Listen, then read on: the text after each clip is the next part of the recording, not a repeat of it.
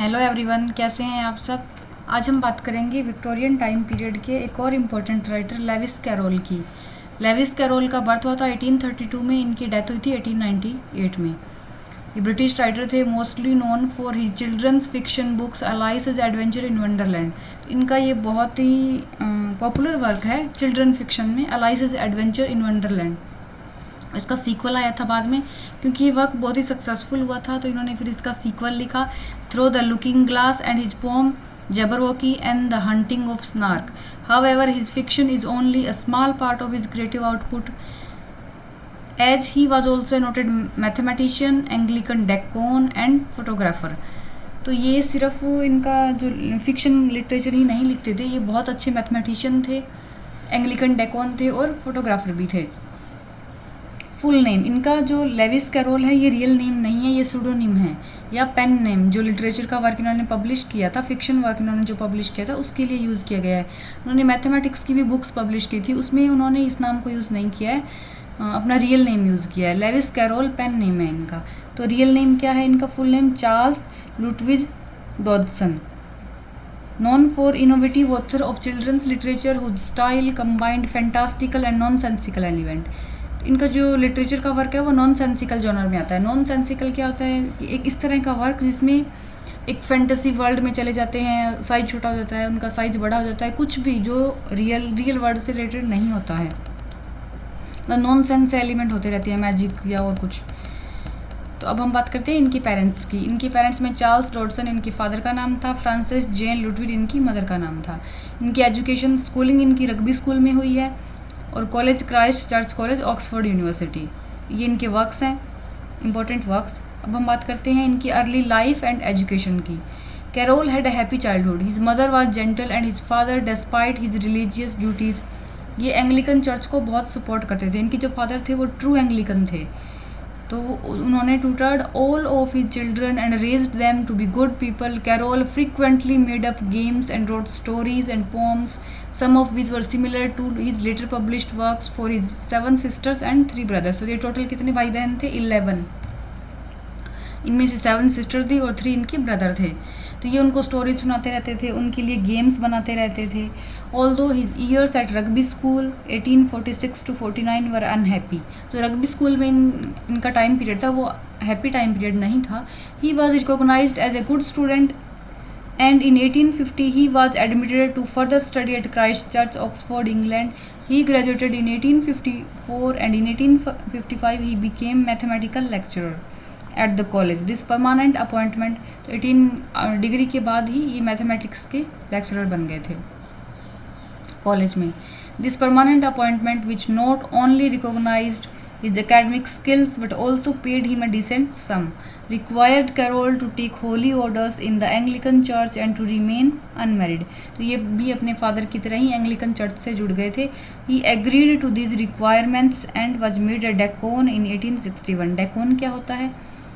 ये रिलीजन का मिनिस्टर होता है, मतलब प्राइस्ट होता है, उससे थोड़ी सी लोअर रैंक का होता है। In the mid 1850, Carroll also began writing both humorous and mathematical works. In 1856, he created the pseudonym Lewis Carroll. तो जो इनका नाम है लेविस कैरोल, ये इन्होंने खुद ही क्रिएट किया था। और कैसे क्रिएट किया था? By translating his first and middle names into Latin, reversing their order, then translating them back into English.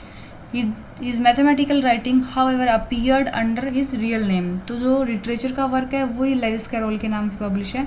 बाकी जो मैथमेटिकल बुक्स हैं इनकी, वो सारी इनके रियल नेम से पब्लिश है, सूडोनिम से नहीं है। लिटरेचर का वर्क ही सूडोनिम से पब्लिश है। In 1856, Carroll met Alice Liddell, the 4-year-old daughter of the head of Christ Church। तो ये लिडेल फैमिली से मिले थे। उसमें लिडेल की डॉटर्स थी, 3-4 बहनें थी ये, अलाइस और भी थी इनकी सिस्टर। इस फैमिली के साथ इनका काफ़ी आना जाना हो गया था। During the next few years Carroll often made up stories for Alice and her sisters. In July 1862, while on a picnic with the Liddell girls, Carroll recounted the adventures of a little girl who fell into a rabbit hole। जो Alice adventure in Wonderland है, वो भी एक तरह से इसी story है कि अलाइस नाम की लड़की होती है, वो एक रैबिट होल में चली जाती है। और वो होल उसको किसी और ही दूसरी दुनिया में फैंटेसी वर्ल्ड में पहुंचा देता है। वो रैबिट के पीछे पीछे जाती है। वहाँ पे जैसे उसका साइज़ बड़ा हो गया, छोटा हो गया, और भी बहुत सारे एडवेंचर होते हैं। उसी की स्टोरी है, तो nonsense C. Alice asked him to write the story out of her. He did so, calling it Alice's Adventure Underground. तो पहले इसका नाम था Alice's Adventure Underground, लेकिन बाद में नाम को चेंज कर दिया गया और 1865 में जब पब्लिश हुआ तो उसका नाम था Alice's Adventure in Wonderland with illustration by John Tenniel. Encouraged by the book's success, Carroll wrote a second volume Through the Looking Glass and What Alice Found There. तो ये वर्क इनका काफ़ी सक्सेसफुल हुआ था चिल्ड्रंस में। फिर उन्होंने इसका सीक्वल लिखा, थ्रू द लुकिंग ग्लास, ये इसका सीक्वल है। व्हाट अलाइस फाउंड देयर ये उसके बाद आया था। Based on the chess game Carroll played with the Liddell children, it included material he had written before he knew them. The first section of Jabberwocky, for example, was written in 1855. More of Carroll's famous Wonderland characters, तो Wonderland characters कौन से हैं? Humpty Dumpty, the White Knight, and the Tweedledum and the Tweedledee appear in this work than in Alice in Wonderland. Alice तो वो है ही, Alice का जो adventure है इन वंडरलैंड, उसमें Alice है वो तो खुद वो लड़की है, Alice लिडेल, और लॉरी है वो लोरिना लिडेल है, द इगलेट है वो एडिथ लिडेल है, the duck was colleague Reverend Robinson Duckworth है, और the dodo was Dodgson himself, मतलब लेविस कैरोल है वो खुद हैं। The popular story is that he use the bird as his caricature, तो इन्होंने खुद को कैसे कैरिकेचर किया? As a bird, because his stammer made him sometimes introduce himself as Dodo Dodgson. Stammer क्या होता है कि कई बार हम जब इनिशियल वर्ड बोलते हैं तो उसको कई बार रिपीट कर देते हैं। जैसे डॉडसन है तो वो उसको खुद इस तरह से बोलते हैं Dodo Dodgson, but there is no evidence to back up the claim. Unlike most of children's books of the day, Alice and Through the Looking Glass did not attempt to convey obvious moral lesson, nor did they contain what critics have tried to insist are their hidden meaning relating to religious or politics. इसमें क्या होता है कि normally जो children's की story होती है उसमें एक मोरल लेसन होता है, जैसे वो वुल्फ वाली थी, रैबिट और टॉर्टोइज वाली थी, कोई भी थ्रस्टी क्रो है, तो बच्चों की स्टोरी में एक मोरल लेसन होता है। लेकिन इनका जो वर्क था उसमें कोई भी मोरल लेसन नहीं था और ना ही कोई हिडन मीनिंग था जो रिलीजन से रिलेटेड हो या जो पॉलिटिक्स से रिलेटेड हो। They are delightful adventure stories in which a normal healthy clear headed little girl react to the reality of the adult world. Their appeal to adult as well as children lies in Alice's intelligent response to ridiculous language and action.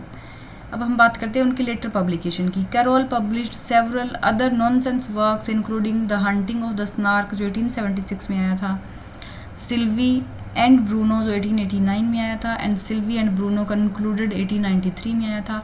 He also wrote a number of pamphlets poking fun at university affairs which appeared under a fake name or without any name at all, and he composed several works on mathematics under his true name. In 1881, Carroll gave up his lecturing to devote all of his time to writing. From 1882 to 1892, however, he was curator of the Common Room, manager of the Staff Club at Christ Church. After a short illness, he died on January 14, 1898. तो वो एक 1898 में इनकी death हो गई थी। तो Levi's carol complete हो गए हैं। Thank you for watching. अगर आपको वीडियो अच्छा लगे तो please like and subscribe the channel.